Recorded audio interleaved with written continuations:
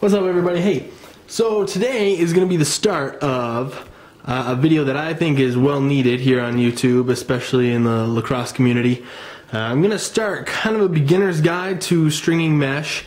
It's going to come in a few parts, and it is going to be fairly basic. So if you're here looking for, how do I make my pocket high with a ton of whip, or how do I do the triangle scoop string method, this is the wrong video for you.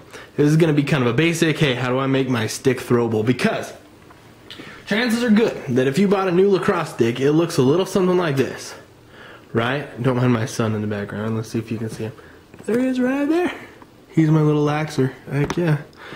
So chances are good that your stick looks a little something like this. Okay, it's really hard to catch the ball, throw the ball, cradle the ball with a stick like this. So what we're going to do is we're going to try and get it from this to hopefully, by the time we're done, a little more like this. Okay, with a little better pocket, so you can actually play lacrosse with it. Because when you get a new lacrosse stick with a strung up head, chances are good that it happened like this, which is unfortunate because it's very difficult to play lacrosse with a stick like this.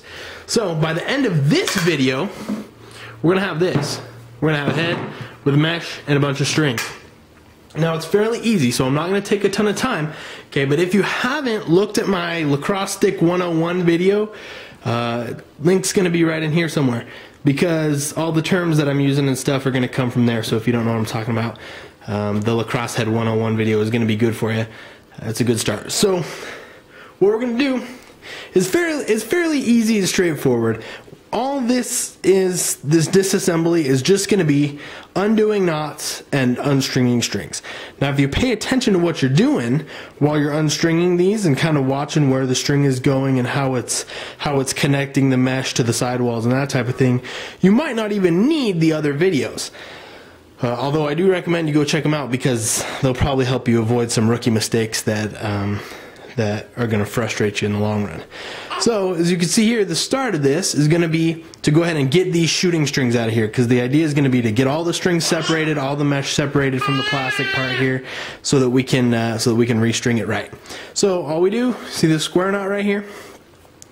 Just going to undo it and pull it out. Now all these shooting strings is just woven in to the different diamonds of the mesh. So you're just going to take this bad boy, yank it out. Now I'm not going to do all of them because I don't have time, and you guys don't want to see me actually unstring these. There's a bunch of videos like that on YouTube that you can go check out if you want to actually watch somebody do this. But you just pull these strings out. Okay, I'm going to do this one. Pull these strings out. Bada bing, bada boom. You got a shooting string. Okay, set that off to the side. We're going to reuse it when we string this bad boy up. I want you guys to understand that you don't need to go out and buy anything to make this a 10 times better tool for you to play lacrosse. Now, if you have been using this mesh, if you've been using the stick, the strings are frayed, maybe this mesh is a little saggy, or it's really, really soft like we talked about in my Lacrosse 101 video, link down there. Then you do need to go out and buy a 10 diamond mesh stringing kit. You can get those from your local lacrosse store, as long as you have somebody that carries lacrosse gear, or online, anywhere you can get a hold of one. It'll have everything you need. So there's step one. Okay, get all these out of here. Step two is right under there. This string right here connects the mesh. Sorry again about my son. I know that's a little obnoxious. I'm not a professional YouTuber, so don't think I am. So we can just, same thing here. We're just going to undo these knots and unstring this string. Okay, so I'm just going to do it real quick. If I had any kind of funny joke, you can go ahead and insert it here.